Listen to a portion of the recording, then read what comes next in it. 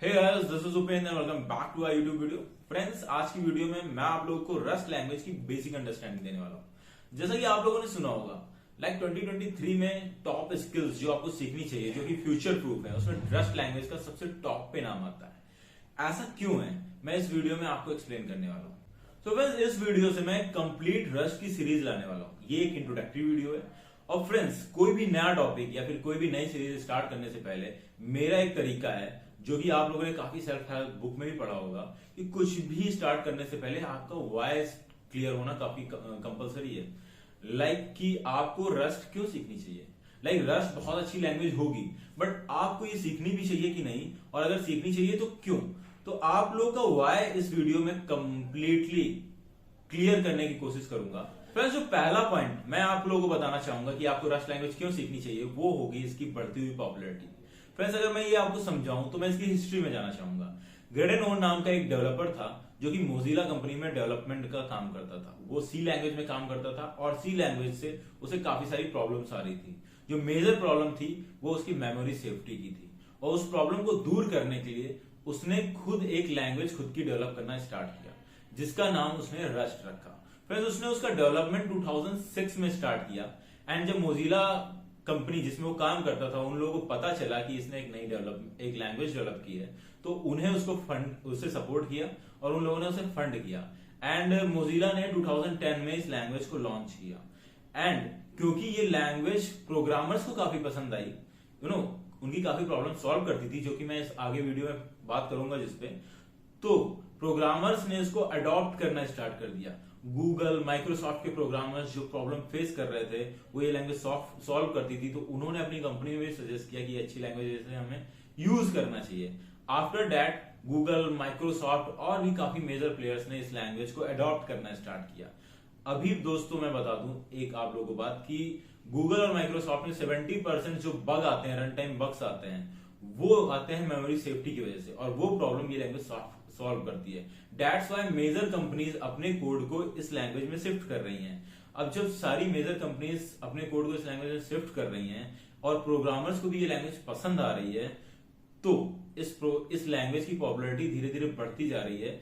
सो ये language future proof होती है। ये चीज इस लैंग्वेज को फ्यूचर प्रूफ बनाती है, और ये लैंग्वेज अगर आप अभी सीखते हैं तो ये आपका फ्यूचर में 10 से 15 साल के लिए कैरियर काफी सिक्योर हो जाएगा। आप लोगों को भी पता है, उसके बाद टेक्नोलॉजी इतनी तेजी से चेंज हो रही है कि कुछ भी हो सकता है, बट 10 to 15 ईयर्स आपके लाइफ के काफी सिक्योर हो जाएंगे। अभी दोस्तों, ये हो गया पहला पॉइंट जो था पॉपुलैरिटी का। दूसरा आता है दोस्तों इसमें अर्निंग के। अगर मैं आप लोगों को एवरेज पैकेज बताऊं रस्ट डेवलपर्स का, जो ग्लोबल मार्केट में मिल रहा है, और इसमें रिमोट जॉब इजीली मिल जाती हैं, तो ग्लोबल पैकेज जो इसका है वो है 70 to 80 LPA। 70 से 80 लाख रुपए का पैकेज आपको यहाँ पे एवरेज मिल रहा है, एक एक्सपीरियंस। और तीसरा जो इसका पॉइंट है दोस्तों, वो है इसका लगातार डेवलपर फ्रेंडली होना। अगर मोस्ट पॉपुलर और मोस्ट डेवलपर फ्रेंडली और मोस्ट लव्ड लैंग्वेज का टैग जो जा रहा है लगातार 5 सालों से, वो रस्ट लैंग्वेज को जा रहा है, क्योंकि ये डेवलपर्स की सबसे मेजर प्रॉब्लम सॉल्व कर रहा है। वो है मेमोरी सेफ्टी, जिसकी वजह से 70 to 80% errors after run time, जो आपका code after compilation run time में चला जाता है, तब वो एरर्स सामने आती हैं और वो बग सामने आते हैं। माइक्रोसॉफ्ट उससे परेशान है, गूगल उससे परेशान है, तो वो सॉल्व कर रहा है। दैट्स व्हाई ये मोस्ट लव लैंग्वेज है। तो यहां पे मैंने कोशिश की आपका वाई क्लियर करने की, कि पहली बात डेवलपर फ्रेंडली है, डेवलपर्स को बहुत पसंद आ रही है। दूसरी बात, काफी पॉपुलैरिटी, अभी नई लैंग्वेज है, तो इसके सारे नए फीचर जो लैंग्वेज में प्रॉब्लम्स थे पहले, इसने जैसे मैंने कहा कि सी में काम कर रहा था और सी लैंग्वेज की प्रॉब्लम सॉल्व की है, और उसमें ऐसा इसने कॉन्सेप्ट लाया है जिसको हम लोग कहते हैं ओनरशिप एंड बोरोइंग। उसकी वजह से ये प्रॉब्लम काफी सॉल्व करता है। हम इसके बारे में भी आगे वीडियो में बात करेंगे दोस्तों। तो मैंने आप लोगों को 3 पॉइंट बताए कि आप लोगों को ये लैंग्वेज इतनी पॉपुलर क्यों हो रही है और आप लोगों को क्यों सीखनी चाहिए। बट यहां पर भी आपका वाई अभी फ्रेंड्स क्लियर नहीं होता है। क्यों? क्योंकि मैंने जैसे आपको बताया कि इसने सी लैंग्वेज में जो प्रॉब्लम थी उसको सॉल्व की है। अगर कोई बंदा आपको कल को आप काफी सारी वीडियो देखोगे, आपको वो जावा स्क्रिप्ट को कंपेयर करके रस्ट से बताएगा, वो सारी लैंग्वेज उसको कंपेयर कर रहा होगा कि भाई पाइथन में ये था, सी में ये था, जावा में ये था, और रस्ट इससे ऐसे डिफरेंस है। बट फ्रेंड्स, जैसा आप लोगों को पता है कि सी लैंग्वेज काफी अच्छी है जावा स्क्रिप्ट से, फिर भी मेजर जो डेवलपमेंट होते हैं जावास्क्रिप्ट में होते हैं, क्योंकि उनके यूज केसेस डिफरेंट हैं। एक एप्लीकेशन प्रोग्राम अलग होते हैं, एप्लीकेशन प्रोग्राम बेस्ड लैंग्वेज अलग होती है, सिस्टम लैंग्वेजेस अलग होती हैं।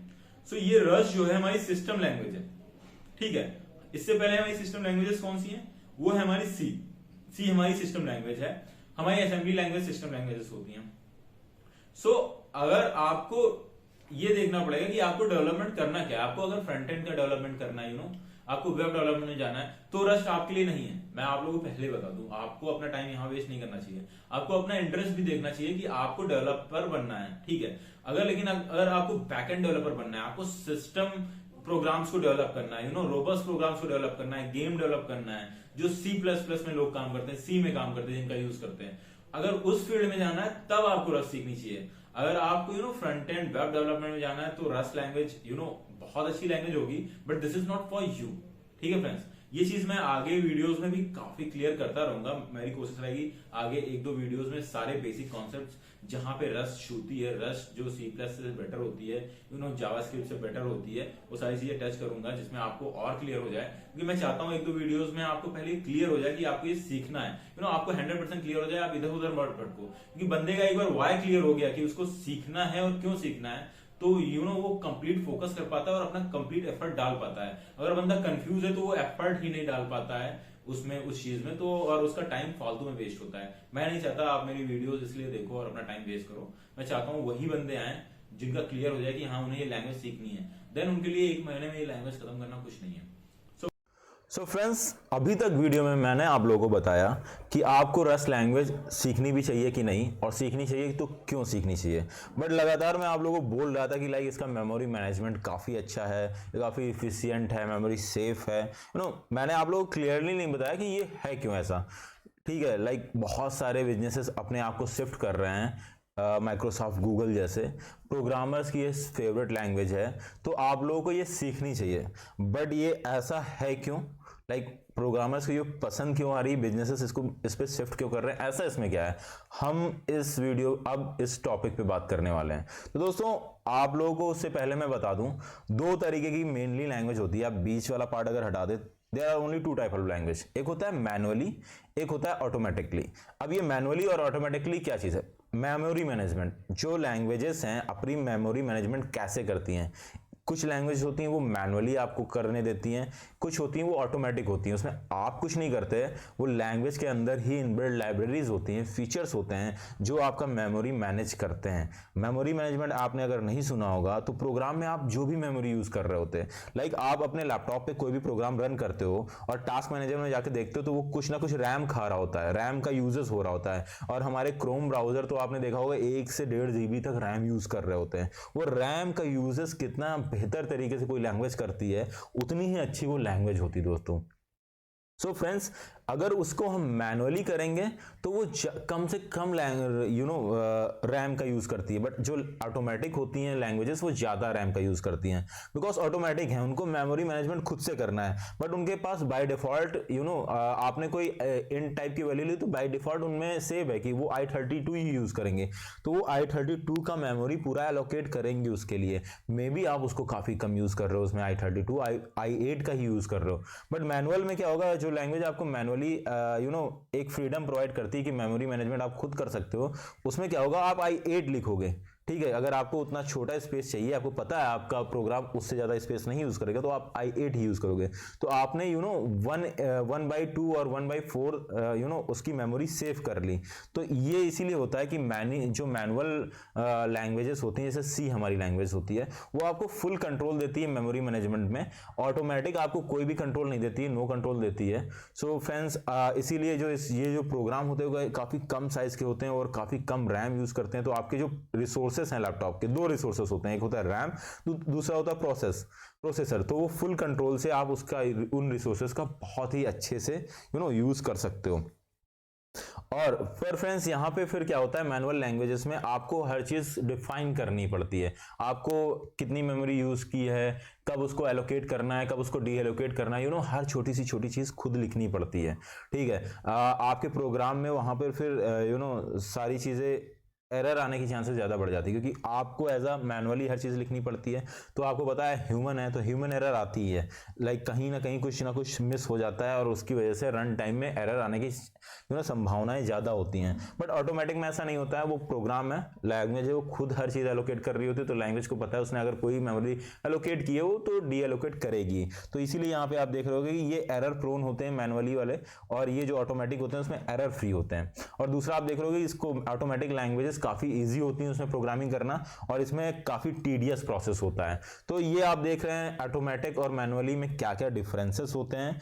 बट फ्रेंड्स, जो काफ़ी बड़ी कंपनीज हैं जो सिस्टम लैंग्वेजेस हैं, जो सिस्टम प्रोग्राम्स डेवलप करती हैं, जैसे हमारी क्रोम हो गई, माइक्रोसॉफ्ट हो गई, जो ओएस बिल्ड करती है, इसमें क्या होता है दोस्तों, इनको मैनुअल लैंग्वेज में और वी कैन से अच्छे से मेमोरी मैनेजमेंट करना ही पड़ता है, क्योंकि ये काफ़ी बड़े प्रोग्राम होते हैं। जो हमारे सिस्टम प्रोग्राम होते हैं काफ़ी बड़े साइज के होते हैं, अगर उसको हम लोग ऑटोमेटिक लैंग्वेज में लिखने लगे तो वो काफ़ी हमारा नॉर्मल लैपटॉप सपोर्ट ही नहीं कर पाएंगे, 4 GB रैम में वो चल ही नहीं पाएंगे। दैट्स वाई उन्हें मैनुअल लैंग्वेज में ही लिखना पड़ता है।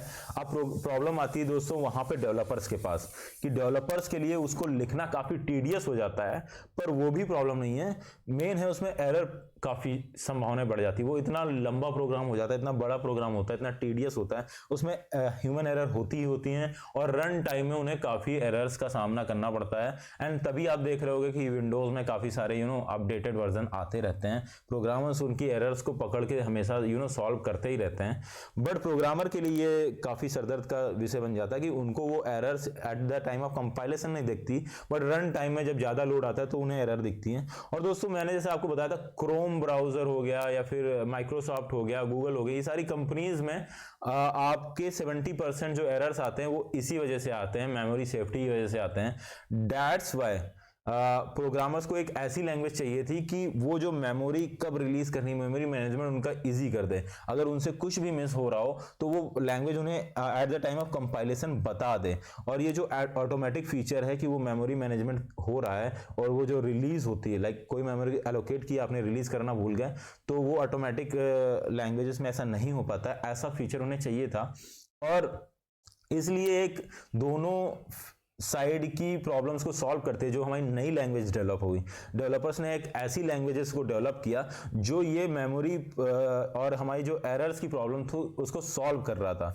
तभी मैंने बोला था कि रस्ट लैंग्वेज डेवलप करते करते वो बंदा सी में प्रोग्रामिंग करता था, और उसने रस्ट लैंग्वेज इसलिए अपनी सी की प्रॉब्लम्स को सॉल्व करते हुए डेवलप की। तो दोस्तों, इन्होंने क्या किया, फुल कंट्रोल दिया। रस्ट लैंग्वेज होगी और C++ लैंग्वेज होगी, ये मीडियम में आती है दोस्तों। ये ना ही फुली ऑटोमेटिक है, ना ही फुली मैनुअल है, ये सेमी ऑटोमेटिक है, सेमी मैनुअल है। इसने फुल कंट्रोल दिया और इफिशियंसी दी सी लैंग्वेजेस की, बट जो उसमें प्रॉब्लम थी वो एरर प्रोन, वो उसको मोस्टली एरर फ्री कर दिया। क्योंकि वो कंप्लीटली एरर फ्री नहीं हो सकता दोस्तों उसमें, क्योंकि उसको फुल कंट्रोल दिया है, ह्यूमन है तो ह्यूमन एरर आनी है, बट मोस्टली उसने एरर फ्री कर दिया दोस्तों। क्यों कर पाया, क्योंकि ये सी बहुत पुरानी लैंग्वेज थी दोस्तों, और ये नई लैंग्वेजेस आई, जैसे जैसे टेक्नोलॉजी बढ़ रही है, डेवलपर्स का डेवलपर्स ने काफ़ी रिसर्च करके लैंग्वेज बनाई। इन्होंने ये कैसे कर पाए दोस्तों, एरर प्रोन जो एरर प्रॉब्लम थी उसको सॉल्व कैसे किया। तो रस्ट लैंग्वेज में OBRM का एक कॉन्सेप्ट है, और C++ लैंग्वेज आई उसमें RAII का था।